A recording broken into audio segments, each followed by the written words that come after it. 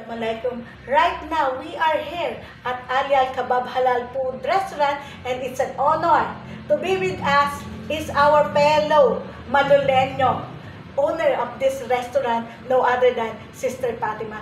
Sister Mariam, ano po yung specialty nitong Ali Al Kebab? Dahil kung tama po ako, di ko ba natiis lang sa ating, hindi lang dito sa Malolos, kundi sa buong lalawigan ng Bulacan na isa lang po ito? Actually, nag-iisa lang ito sa buong Malolos, itong Ali Al Kebab Halal Restaurant. Nag-iisa lang siya. Wala, kasi po nag-create ng confusion sa amin dahil alam mo naman, being your valued customer ng mga halal natin, ay may napansin po kami doon sa Plaridel na may ginagawa na parang Ali's Kebab na may ulong tao. Pero parang yung logo parang magka-rhyme, kaya po tinanong po namin sa inyo kung isa lang ba ito sa buong lalawigan. Actually, it's a bit different because yun kasi mayroon kasing parang yung logo namin, it's Ali Al Kebab in a yellow logo. Yun namang sa kabila I think mayroong taong nakaano. So there is also a different, especially the food is also a different. Okay. Na-curious lang po kami. So, para po in like our fellow, especially our fellow Muslim, na ito po ay nag-iisa lang. Sa atin dito, lang po ito. Sa lalawigan ng Bulacan. Dito sa buong Malolos, nag-iisa lang po itong Ali Al Kebab Halal Restaurant.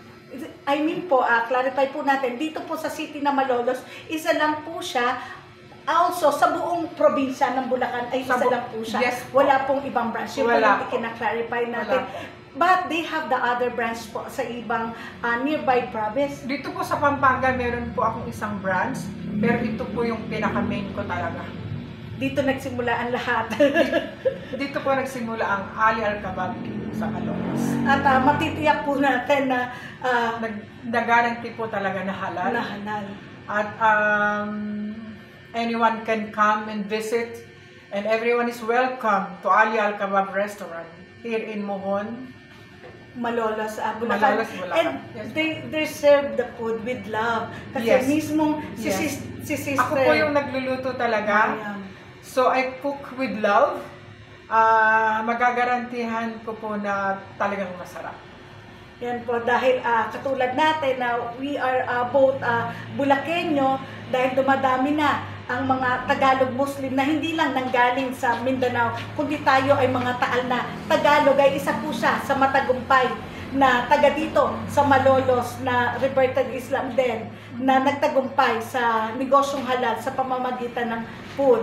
At proud po tayo na nakasama natin at nalinaw natin ang mga bagay tungkol sa kaguluhan ng iba dahil po nagkakaroon ng confusion na may mga nagtatanong po sa ating website na dahil na i-picture na natin before itong Ali Al Kebab, kung yung Ali's Kebab doon sa kabilang bayan ay iisa lang ba? Ayan po, malinaw po ang sagot ni Sister Mariam sa atin na sa buong lalawigan ng Bulacan, partikular dito sa Malolos, ay nag-iisa lang ito at ito po ang kanilang main branch na matitiyak natin dahil subok na namin, alhamdulillah, sa sarap ng pagkain dahil cook with love ni Sister Mariam.